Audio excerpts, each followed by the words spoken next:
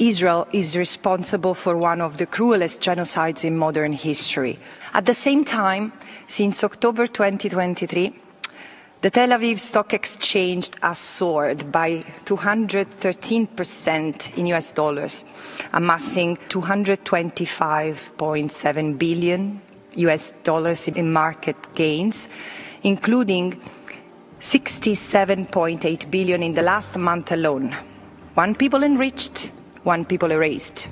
Member states must impose a full arms embargo on Israel, suspend all trade agreements and investment relations. The League of Arab States appreciates the Special Rapporteur for her bold and courageous report. Anti-Semites are those who support the genocidal government. Why does the genocide continue? Because it is profitable, says the report. The method used by US and European companies used to finance Hitler continues to be used today. The attacks against Gaza is a genocidal war. This regime understands no language but the language of force, not the language of law, nor the voice of civilized nations. And I now call the United Nations Watch.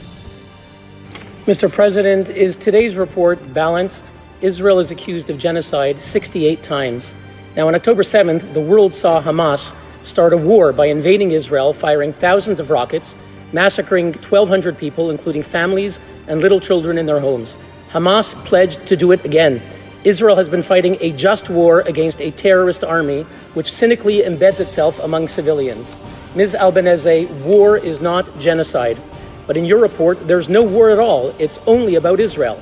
We ask, why does your report never mention once the October 7th invasion and massacre, or even the word Hamas?